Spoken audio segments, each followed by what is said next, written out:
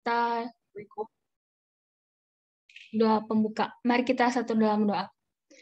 Ya Bapak, selamat pagi. Terima kasih ya Tuhan untuk segala berkat penyertaan-Mu ya Tuhan, hingga pada saat ini kami dapat berkumpul kembali bersama teman-teman kami untuk kami beribadah kepadamu ya Tuhan. Saat ini kami ingin memulai Tuhan, berkati agar kami juga dapat menerima apa yang Engkau ingin sampaikan kepada kami ya Tuhan. Dalam nama Tuhan Yesus kami berdoa dan mengucap syukur, haleluya, amin. Mari kita lanjut kembali.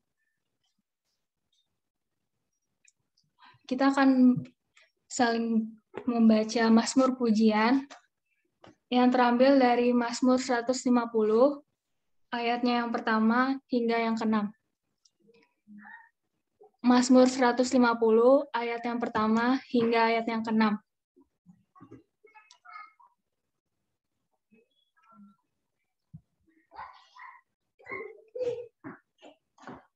Sudah dapat semuanya? Udah, Kak. Kakak boleh minta tolong ya, siapa ya? Ada yang mau nggak bantuin? Kalau nggak kakak pilih Aku, aja. Kak. Siapa itu? Sana. Hosana. Hosana baca ayat yang menjorok ke dalam, kakak baca ayat yang menjorok keluar ya. Ya. Dimulai dari kakak. Mazmur 150 ayat yang pertama hingga ke-6. Haleluya. Haleluya. Pujilah Allah dalam tempat kudusnya. Pujilah Dia dalam cakrawalanya yang kuat. Pujilah Dia karena segala keperkasaannya. Pujilah Dia sesuai dengan kebesarannya yang hebat. Pujilah Dia dengan tiupan sangkakala.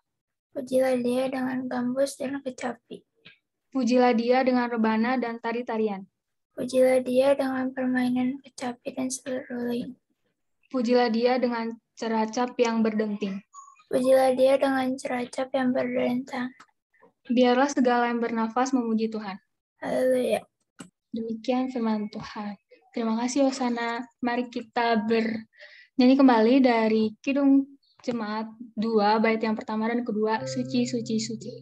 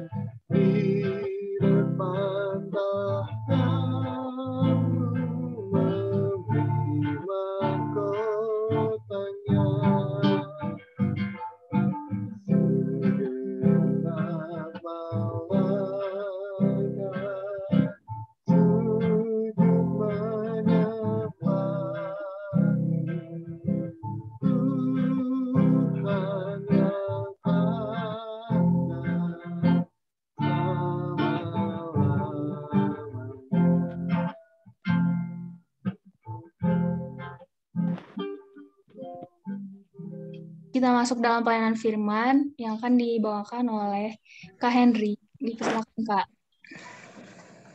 Makasih, Kak Catherine. Adik-adik, kakak-kakak, kita akan masuk dalam pelayanan firman Tuhan. Mengawali pembacaan firman Tuhan hari ini, kita bersatu dalam doa. Mari kita berdoa. Kami menyembah-Mu Tuhan di tengah keterbatasan kami, di tengah segala ketidakmampuan kami merasakan bahwa kami membutuhkan Tuhan sebagai pelita kami, sebagai terang bagi jalan kami, sebagai penunjuk arah yang tepat, sebagai penasehat yang ajaib. Kami memerlukan Tuhan untuk membimbing kami, sehingga membawa kami ke air yang tenang. Dan kami percaya bahwa bimbingan Tuhan itu berbicara kepada kami melalui pembacaan firman Tuhan. Oleh karena itu, Bapak, kiranya Engkau mau bersabda kepada kami dalam bahasa yang sangat sederhana, sehingga kami dapat mudah untuk mengerti, kami dapat percaya, bertobat, dan diselamatkan.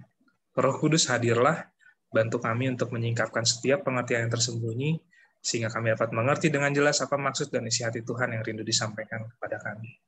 Bersabdalah ya Bapa, karena kami anak-anak-Mu siap untuk mendengar. Di dalam nama Tuhan Yesus kami telah berdoa dan mengucap syukur. Amin. Oke, adik-adik, kakak-kakak, selamat hari Minggu. Sehat semua? Sehat-sehat ya?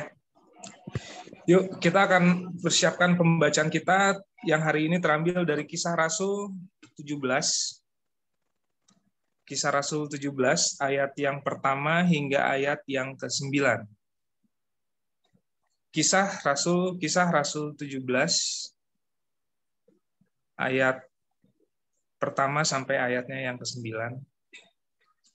Jika sudah, Pak Henry dengan hormat boleh minta tolong Daryl ya? Daryl. Panggilannya apa, Dek? Daryl atau apa tuh? Daryl, Kak. Daryl ya. Oke, Daryl, Kak Henry boleh minta tolong dibacakan. Ayat berapa? Ayat 1 sampai 9. Kisah Rasul 17 ayat 1 sampai 9. Oke. Keributan di Tesalonika. Paulus dan Silas mengambil jalan melalui Amfipolis dan Apolonia dan tiba di Tesalonika. Di situ ada sebuah rumah ibadat orang Yahudi. Seperti biasa, Paulus masuk ke rumah ibadat itu.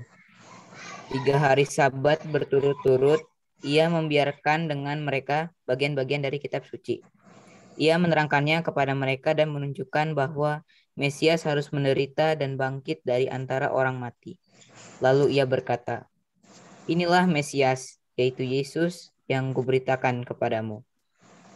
Beberapa orang dari mereka menjadi yakin dan menggabungkan diri dengan Paulus dan Silas dan juga sejumlah orang besar orang Yunani yang takut kepada Allah, dan tidak sedikit perempuan-perempuan terkemuka.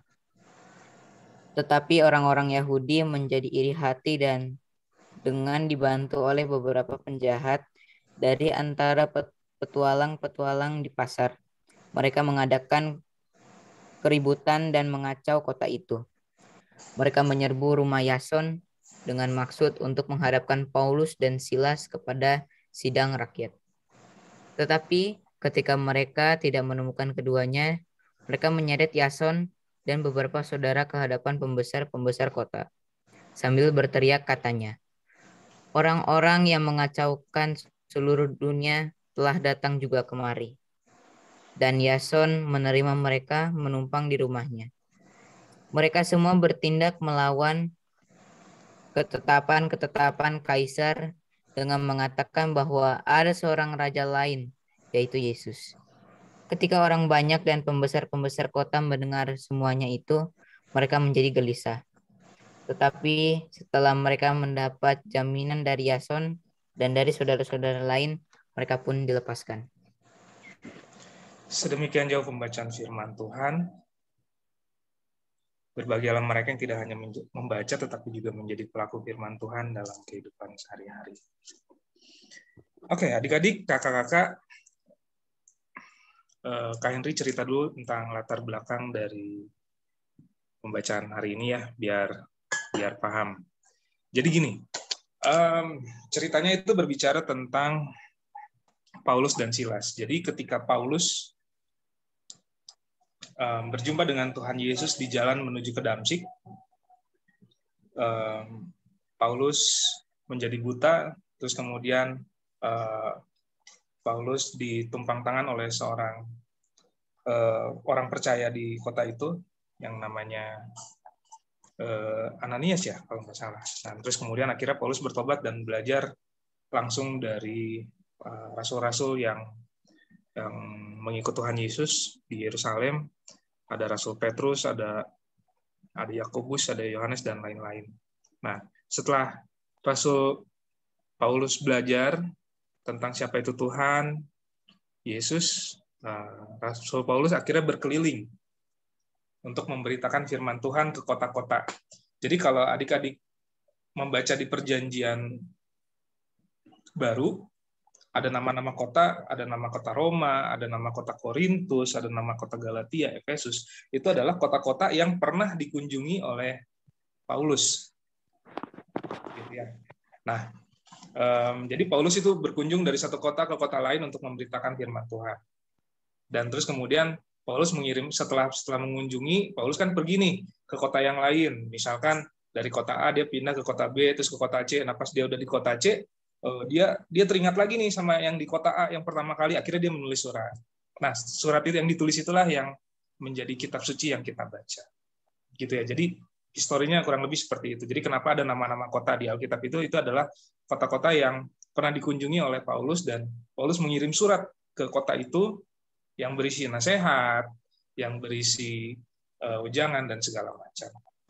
Nah, akhirnya pada suatu saat di ayat yang di pasal 17 yang kita baca hari ini adalah Paulus tiba di satu kota yang namanya Tesalonika. Tesalonika ini kota pelabuhan yang cukup besar lah, seperti halnya Korintus. Jadi satu kota yang besar, kota yang berbagai etnis ada di situ, ada berbagai suku.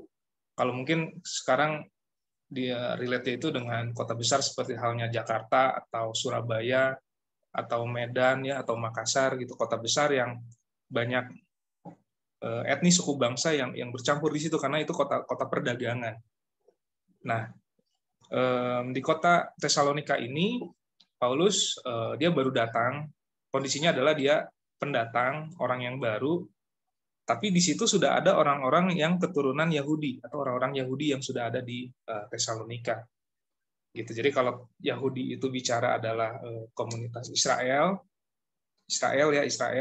Nah, Tesalonika ini tuh ada di daerah namanya Makedonia. Gitu. Jadi berbeda. Kalau sekarang itu berbeda negara. Nah, tapi ada orang Israel yang tinggal di Tesalonika.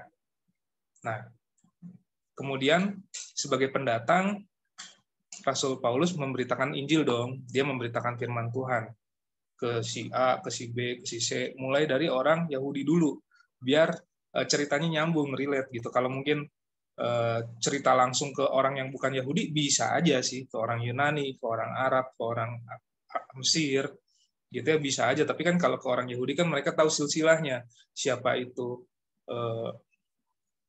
Abraham, siapa itu Ishak, siapa itu Yakub gitu, dan cerita turunan-turunannya. Jadi ceritanya nyambung gitu. Jadi diceritakanlah bahwa sebenarnya akhirnya Tuhan Yesus ini juru selamat yang sudah dinubuatkan ribuan tahun yang lalu. Nah, ketika Rasul Paulus berbicara, ketika Rasul Paulus memberitakan firman Tuhan, ada Roh Kudus yang ada di dalam diri Paulus itu juga yang akhirnya menginsyafkan atau membukakan hati orang-orang yang mendengarkan pengajaran dari Paulus. Itu bukan karena Paulus kuat, tetapi karena ada Roh Kudus di dalam dia. Nah, akhirnya orang-orang yang tercelikan matanya, mereka sadar, wah ini benar nih ajarannya nih, gitu kan ya. Wah ini benar nih ajarannya, ini relate banget dengan kehidupan kita sehari-hari, bahwa kita membutuhkan sebuah sosok penebus yang dari dosa kita yang kita tidak mampu kita menebus itu dengan perbuatan baik kita. Akhirnya banyaklah orang-orang Yahudi yang pro atau mengikuti Paulus. Gitu. Banyak. Dan tidak hanya orang-orang Yahudi aja, ternyata tadi kita udah baca ya, ternyata ada juga orang-orang yang non-Yahudi. Ada sejumlah orang besar Yunani tadi dibilang ya. Terus kemudian ada perempuan-perempuan terkemuka gitu. Yang memang warga setempat yang akhirnya pro atau percaya karena dibukakan hatinya oleh Roh Kudus. Nah, otomatis orang Yahudi dalam tanda kutip pembesar-pembesar Yahudi yang saat itu ada di situ sebelum Paulus ada. Ini kan Paulus newcomers nih, dia pendatang. Berarti kan sebelumnya ada orang Yahudi, dia udah punya komunitas sendiri, udah banyak pengikutnya kan pada pindah ke Paulus. Gitu. Nah, orang-orang Yahudi yang ditinggal oleh pengikutnya itu sakit hati, itu yang dia baca di ayat 5. di ayat yang kelima. Tetapi orang-orang Yahudi menjadi iri hati. Nah, iri hatinya itu kenapa? Karena banyak pengikutnya yang pindah. Gitu. Banyak pengikutnya yang pindah. Entah itu ahli Taurat atau orang Farisi, dia punya murid, dia punya pengikut, punya jemaat, pindah ke alirannya Paulus dan Silas. Iri hati dong. Iri hati. Wah, ini anak baru, tapi kok udah banyak pengikutnya. Dan hal itu berulang adik-adik. Itu kenapa sebenarnya ahli-ahli Taurat dan orang Farisi itu nggak suka sama Tuhan Yesus. That's the point. Kenapa? Karena ahli-ahli Taurat dan orang Farisi, rabi-rabi saat itu yang muridnya sudah banyak, berpindah ke Tuhan Yesus, men. Mereka iri. Mereka iri. Akhirnya mereka merancangkan yang jahat terhadap Tuhan Yesus. Gitu. Akhirnya mereka merancangkan bahwa memfitnah Tuhan Yesus dan membunuh Tuhan Yesus. Dan hal itu terulang lagi di case-nya Paulus. Dan hal itu terulang lagi. Gitu. Akhirnya mereka, orang-orang Yahudi itu bersepakat dengan para preman pasar ya, karena ya kota besar lah. Kota besar ya, tidak semuanya orang bekerja, tetapi banyak preman-preman di situ ya. Kita tahu lah kota besar banyak premannya.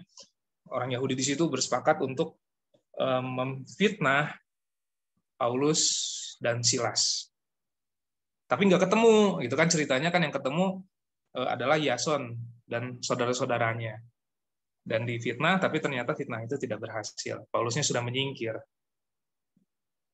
Apa pelajaran yang bisa kita petik? Nah, kan begitu. Adik-adik, ternyata permasalahan itu bermula dari yang namanya iri hati. Mesti. Gitu. Tuhan Yesus kenapa bisa mati? Tuhan Yesus kenapa dibunuh? Karena ahli-ahli Taurat itu iri. Itu masalahnya. Coba kalau ahli Taurat pada nggak iri sama Tuhan Yesus, mereka menerima, mungkin tidak terjadi. Karena mereka iri. Dan iri itu jelas adalah kedagingan. Ya, ada buah roh dan ada kedagingan. Ada perbuatan-perbuatan daging dan salah satunya adalah iri hati. Dan ketika iri hati, orang itu jadi pikirannya jadi gelap. Ketika iri hati, orang itu pandangannya jadi sempit. Pokoknya gue yang harus menang, gak mau tahu gimana caranya, lu harus lebih rendah dari gue harus lebih tinggi dari lu. Ketika orang sudah iri hati seperti itu. Nah, case yang terjadi pada bacaan kita hari ini, orang Yahudi bersepakat yang kehilangan, orang Yahudi yang kehilangan pengikutnya ini loh ya, yang mereka pengikutnya akhirnya mengikuti Paulus dan Silas ini, mereka pendek pikiran, sumbu pendek, akhirnya mereka merancangkan sesuatu yang jahat terhadap mereka. Relate nggak dengan kehidupan kita sehari-hari, adik-adik? Sangat relate menurut kakak. Sangat relate. Berapa banyak di antara kita, adik-adik, kakak-kakak, yang dijegal oleh orang yang iri dengan kita? Gitu. Apakah karena kita lebih pintar? Apakah karena kita lebih cakep, lebih cantik, lebih ganteng, atau kita lebih berada, terus orang iri sama kita? Gitu. Berapa banyak yang kita dijegal? Banyak. Nah, poinnya adalah, adik-adik, apa yang kita punya itu adalah berkat dari Tuhan. Kita harus menyadari dengan itu. Ketika orang lain punya pun, itu adalah berkat Tuhan atas mereka. So, kita semua punya berkat masing-masing. Jangan iri. Kita semua punya berkatnya masing-masing. Karena dengan iri hati ini, yang berbahaya ini bisa lari ke yang namanya diskriminasi. Nah, ini menarik. Ketika kita berbicara diskriminasi itu seringkali terjadi ketika di pemerintahan, ya mungkin adik-adik sudah mulai membaca atau menonton berita atau menonton situs-situs berita ya, bahwa di pemerintahan ada yang suka, ada yang nggak suka dengan si A, dengan si B, Kak Henry nggak usah sebut nama. Tapi ketika dia tidak suka, dia akan melakukan apapun caranya untuk menjegal orang yang dia tidak suka. Gitu. Ada yang membawa etnis, orang Ambon, orang Batak, orang Sunda, orang Jawa, gitu. Ada yang membawa unsur etnis, ada yang membawa unsur agama. Ada yang membawa unsur golongan, oh dia dari golongan A, ini dari golongan B. Akhirnya dibenturkan ke itu yang namanya diskriminasi. Gitu, adik-adik. Ketika kita melakukan diskriminasi karena kita iri sama seseorang, kita tidak ada bedanya dengan para ahli-ahli Taurat dan orang-orang Farisi yang menyalibkan Tuhan Yesus. Kita sama dengan mereka. Ketika kita mendiskriminasikan orang, sorry to say ya, Jawa, Batak, Ambon gitu, diskriminasi jelas, bermain ras. Oh, gue nggak temenan nih sama orang Cina nih, orang Cina gini. Wah, gue nggak temenan nih sama orang Makassar nih, orang Makassar gini, orang Bugis gini gitu. Nggak gitu caranya. Karena pada dasarnya yang menciptakan itu sama. Orang China, orang Indonesia, orang Amerika, orang Sunda, orang Jawa, yang menciptakan itu sama Tuhan. Dan Tuhan yang menciptakan perbedaan itu adalah Tuhan yang mencintai perbedaan. So, kita harus menerima.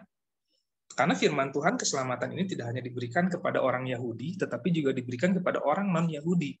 Artinya Tuhan pun mengasihi mereka, Tuhan pun mati untuk orang-orang di luar sana. Jangan pernah kita diskriminasi orang. Ya, adik-adik, apapun alasannya.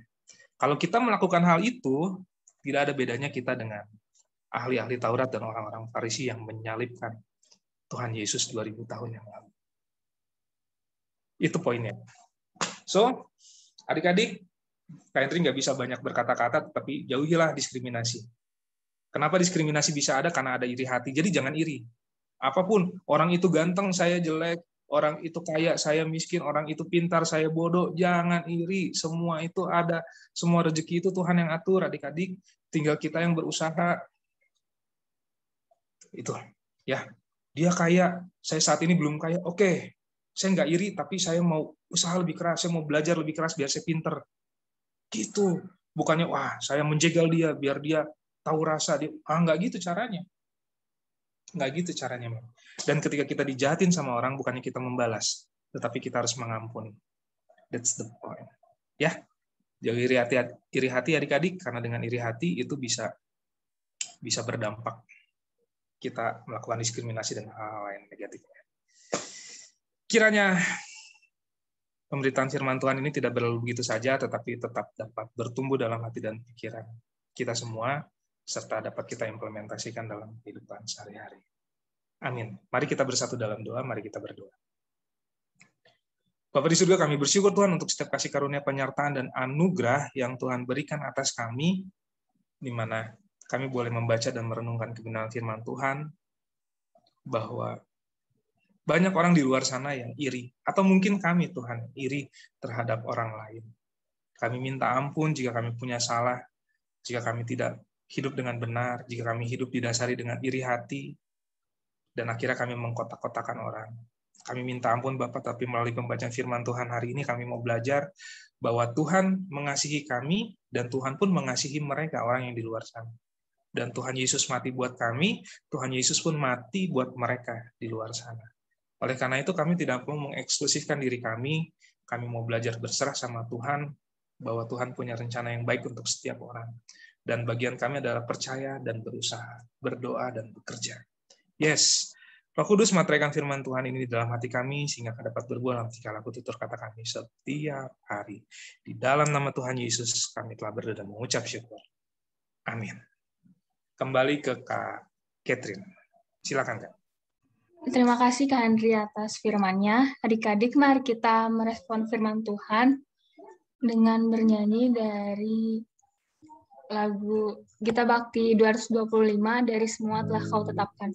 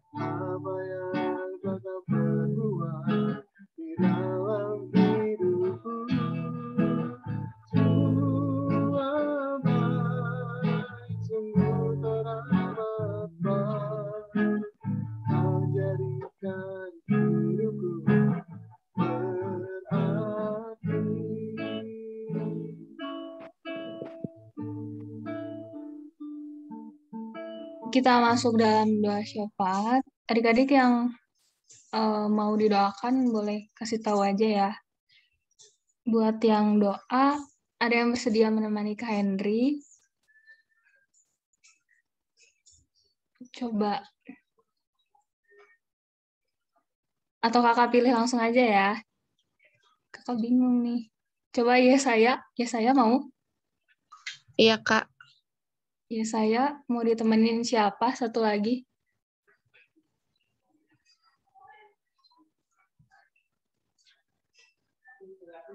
Ya saya mau pilih atau diserahkan kepada kakak?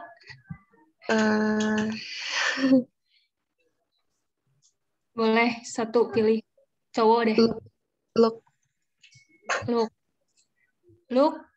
Mau ya? Doa.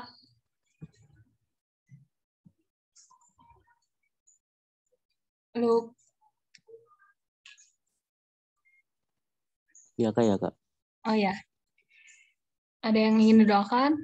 Atau seperti biasa ya, doa syafaatnya, doa pokoknya, pokok doanya, bangsa negara, terus teman-teman sekolah yang masih yang online, offline, ataupun yang siap-siap mau offline, ataupun orang tua, perangkat PT, sama gereja.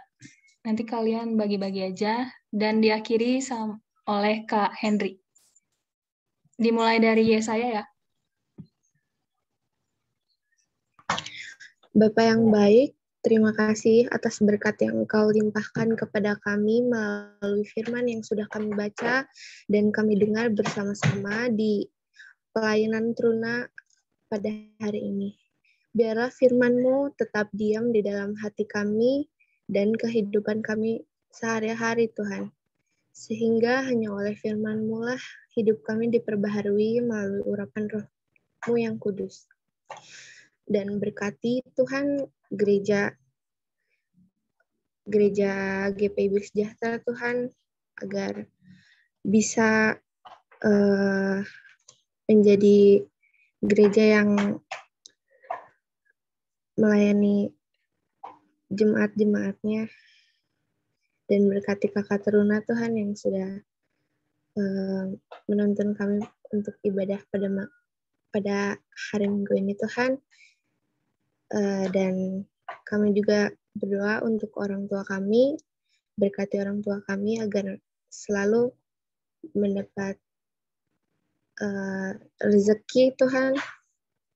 Dan terima kasih Roh Kudus yang dengan setiap membimbing serta mengajar kami hidup seperti kehendak Bapa. Tanpa Roh Kudus-Mu kami pasti tersesat dan tidak mengerti apapun. Terima kasih Tuhan. Ya, Tuhan Yesus berkatilah teman-teman kami yang mungkin pada kesempatan kali ini tidak bisa ikut pada IHMPT.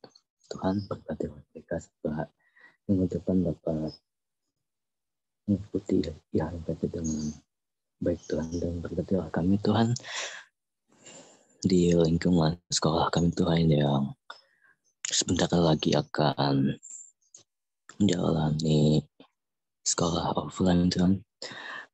Berkatilah Tuhan agar kami masih bisa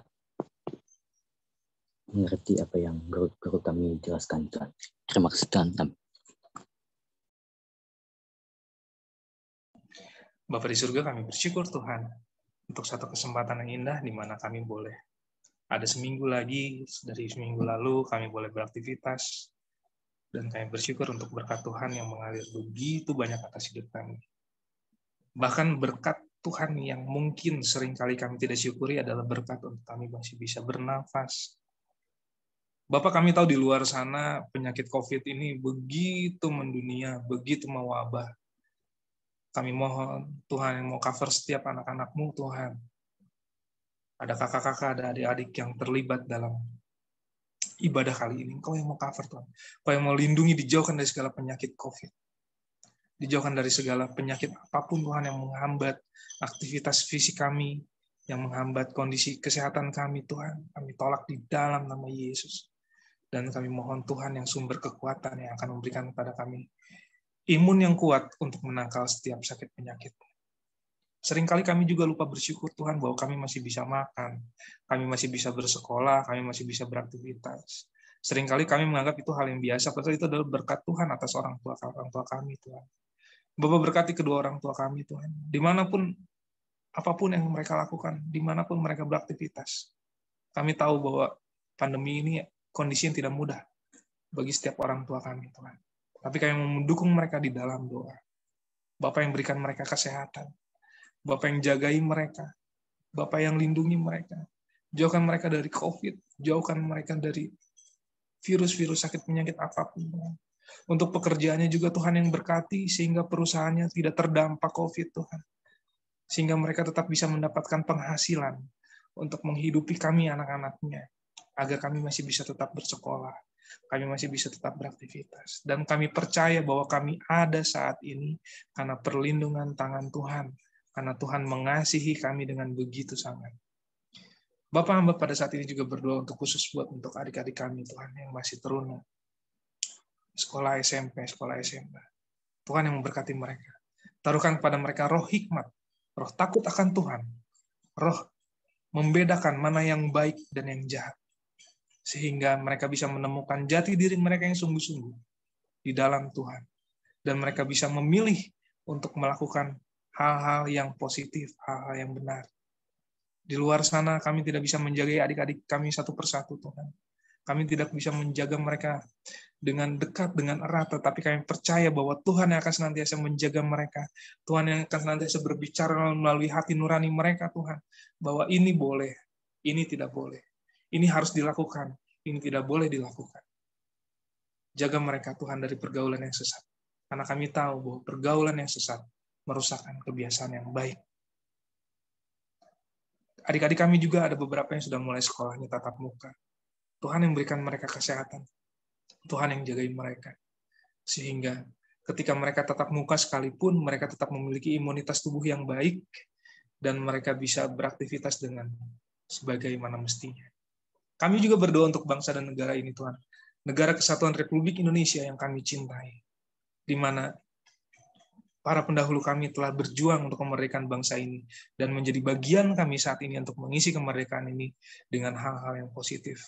Bapak yang berkati mulai dari pimpinan tertinggi, presiden, wakil presiden, hingga staf terendah.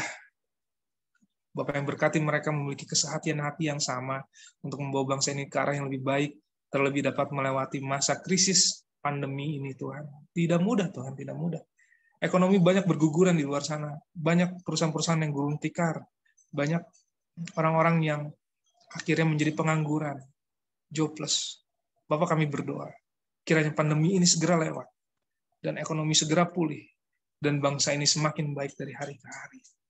Kami berdoa, Tuhan, kami percaya ketika ada anak-anak Tuhan yang berdiri untuk bangsa ini, Tuhan yang akan memelihara bangsa ini. Kami percaya, Tuhan, bahwa tangan Tuhan tidak kurang panjang untuk menjaga bangsa ini. Kami percaya Tuhan yang akan senantiasa menjaga Indonesia kami dari sekarang sampai selama-lamanya. Oh, haleluya. Terima kasih Bapak, terima kasih Tuhan Yesus. Banyak cita-cita kami, banyak harapan kami yang kami panjatkan kehadirat-Mu. Kami percaya Tuhan tahu mana yang terbaik bagi kami. Kami mohon Tuhan mencukupkan segala kebutuhan kami, Bapak. Terutama kebutuhan-kebutuhan kami yang sudah sangat mendesak. Mohon ampun, Bapak, untuk setiap salah, dosa, pelanggaran, kekejian, kenajisan, ketidakbenaran, ketidakkudusan yang kami anak-anak Tuhan lakukan, yang hanya membuat hati Tuhan terluka, yang hanya mendukakan hati Tuhan. Ampuni kami, Bapa, sebagaimana kami pun telah mengampuni orang yang bersalah pada kami. Oleh karena itu, Bapa, dengarlah doa seruan kami yang kami haturkan kehadapan-Mu dengan satu nama. Kami peralaskan di dalam nama Tuhan kami, Yesus Kristus, Tuhan dan Juru Selamat kami hidup, yang telah mengajar kami doa bersama-sama. Bapa kami yang ada di surga, dikuduskanlah namamu, datanglah kerajaan-Mu, jadilah kehendak-Mu di bumi seperti di surga. Berilah kami pada hari ini makanan kami yang secukupnya, dan ampunilah kami akan segala kesalahan kami, seperti kami pun telah mengampuni orang yang bersalah pada kami. Dan janganlah membawa kami ke dalam pencobaan, tetapi lepaskanlah kami daripada yang jahat.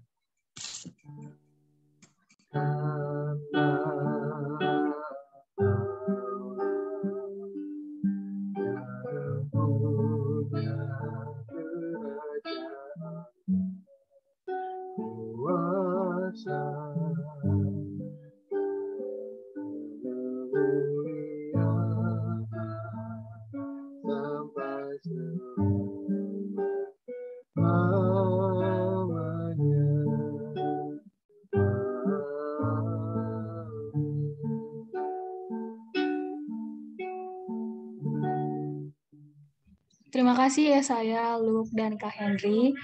Kita akan lanjut ibadahnya. Mari kita memberi persembahan. Adik-adik bisa scan QR code yang ada di layar, ataupun bisa memberikan kepada orang tua, nanti akan disatukan untuk ke gereja.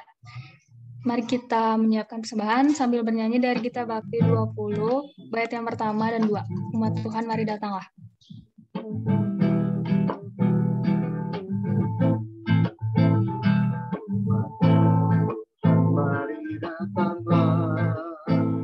Persembahkan diri padanya, ucaplah syukur, puji Tuhan Juru Selamatmu, masuklah ke pelatarannya, bernyanyi bergema, bersukacita, ajaib dan besar Allah-Mu, dari segala pahala. Ayo nyanyi dan bersorak-sorak, muliakan Allah Bapa Maha Kasih, bawa persembahanmu ke hadapannya dengan tulus hati. Ayo bawa persembahanmu ke hadapannya dengan tulus hatimu.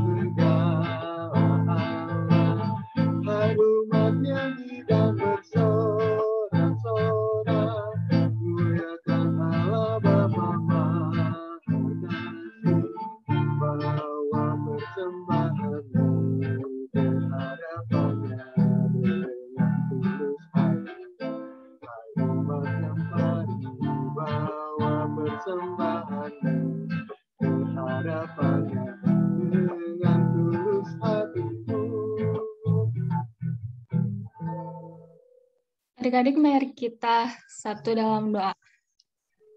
Ya Tuhan, kembali kami datang dalam doa syukur kami. Tuhan, membawa persembahan kami ini, kiranya Tuhan mau menerima dan memberkati persembahan kami ini untuk bisa berguna bagi pelayanan-Mu dimanapun dan kapanpun ya Tuhan. Mohon ampun juga Tuhan atas kesalahan kami, sehingga tidak menjadi penghalang untuk berkat kami ya Tuhan. Dalam nama Tuhan Yesus kami berdoa dan mengucap syukur. Haleluya. Amin. Warta PT. Silakan Kak Stefanus. Oke, terima kasih Kak Catherine. Ya, adik-adik, terima kasih untuk kehadirannya. Di sini ada 19 partisipan ya. Terima kasih untuk kehadirannya, untuk Gracia, Benaya, Brian, Oktama, Diel, Hosana, Luke, Yesaya, Jonathan, Briel, sama Daryl, dan kata-katanya semua. Terima kasih. Minggu depan kita masih Zoom online, masih Zoom meeting, masih ibadah online. Kasih mau ini dong, mau tahu dong, raise hand yang udah sekolahnya onsite, yang udah sekolahnya tatap muka, raise hand atau di react. Belum ada yang tatap muka ya di Bandung ya. Pesan waktu beberapa hari yang lalu pasti sering lihat di anak-anak SMP pakai seragam SMP, mungkin sekolah-sekolah tertentu ya. Oke adik-adik, gereja juga udah 3 kali ibadah kalau nggak salah, itu pagi, siang, sama sore. Semoga kita semakin dekat sama ibadah onsite di HMPT, ruangan udah ada, lagi dipersiapkan untuk peralatan-peralatan di dalamnya. Terus juga adik-adik kalau bisa yang usia 12 sampai 18, usia 12 sampai 17, itu untuk vaksin. Ya, untuk adik-adik yang bisa vaksin dan udah ada kesempatan untuk daftar vaksin, vaksin dulu. Gitu. Supaya kita semakin dekat sama onsite ibadah di gereja langsung, supaya kita nggak usah harus terkendala sama sinyal, sama gadget, dan lain-lainnya. Ya adik-adik, Kasef kemarin sempat baca juga berita yang cukup heboh. Dari mana ya Kasef juga lupa, cuman sumber yang lumayan kredibel, sumber yang lumayan terpercaya. Kalau katanya Desember itu nanti bakal ada gelombang ketiga COVID-19. Kasef kita belum sampai ke sana gitu ya, kita nggak tahu. Cuman kita mengantisipasi itu dengan cara ya kita jaga prokes, kita jaga kesehatan kita. Kenapa? Karena kita masih tinggal sama orang tua ya, ada masih banyak yang tinggal sama orang tua. Jadi jangan terlalu maksain diri untuk keluar atau nongkrong-nongkrong di luar. Jadi biarin dulu aja, kita sabar-sabar dulu aja untuk tetap ada di rumah supaya tetap sehat ya semuanya. Supaya kita tetap cepat untuk masuk dalam ibadah tatap muka sama sekolah tatap muka. Untuk minggu depan masih ibadah online. Beberapa PLK sudah bisa diizinkan untuk ibadah di gereja, dan untuk PLK PA sama PT masih belum diizinkan karena usia. Dan oleh karena itu cepat-cepat adik-adik yang belum vaksinnya supaya kita tetap sehat dan ini cepat kumpul. Oke, terima kasih adik-adik. Kita ketemu lagi minggu depan. Link Zoom-nya bakal dikirimin H-1 atau H+1 atau hari H-nya di pagi hari. Tetap ajak lagi teman-temannya yang lain. Terima kasih. Salam buat keluarga. Untuk amanat pengutusan, Kasih serahin ke Kak Henry.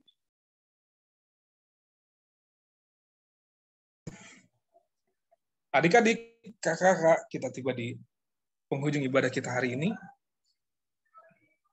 Pulanglah dalam damai sejahtera Tuhan. Jadilah pelaku-pelaku firman Tuhan.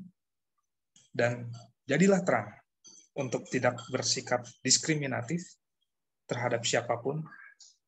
Dan kita akan kembali ke kehidupan kita akan melanjutkan, kita menutup ibadah ini dengan menyanyikan lagu dari Gita Bakti 22, Besar dan Ajaib.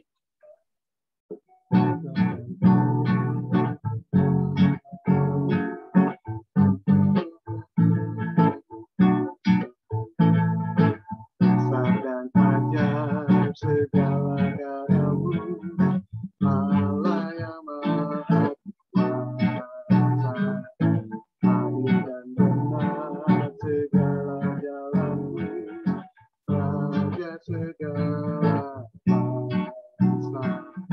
Siapa takut Tuhan, mengagungkan namamu, sebab hanya Kau yang ku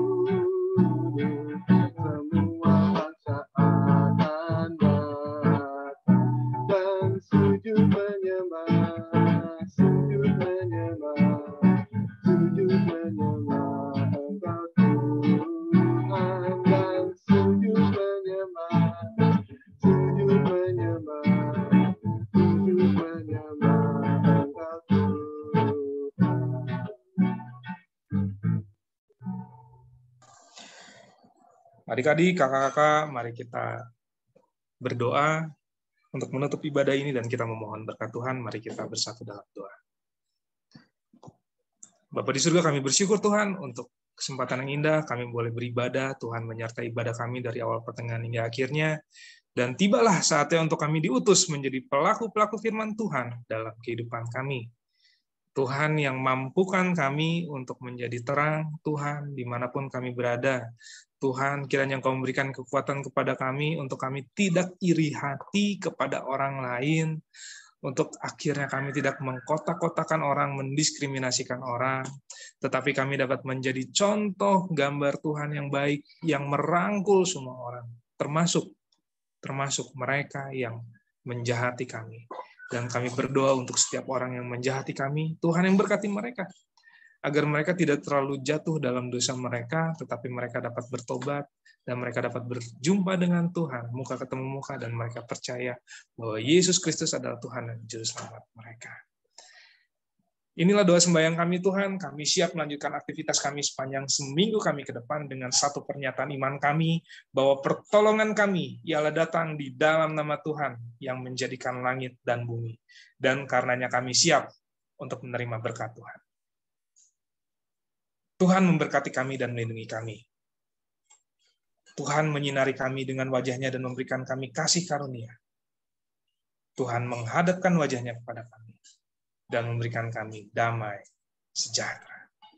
Amin.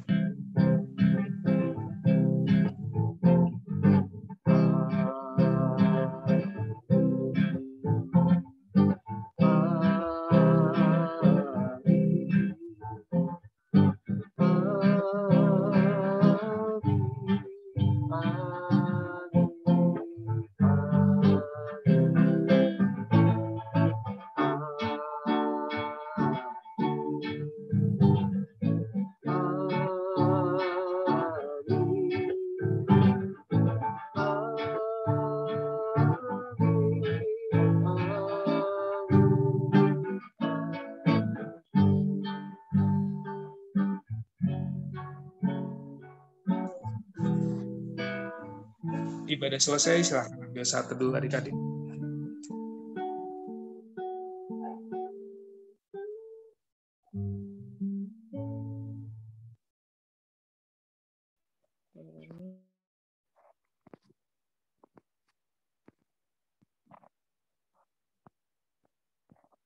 Terima kasih adik-adik untuk waktunya. Salam buat keluarga semuanya. Dadah, sehat-sehat ya. Selamat hari Minggu, Terima kasih adik-adik. kakak-kakak. Selamat hari Minggu. Selamat minggu depan. Shalom. Tuhan Yesus memberkati. Tuhan Yesus memberkati juga.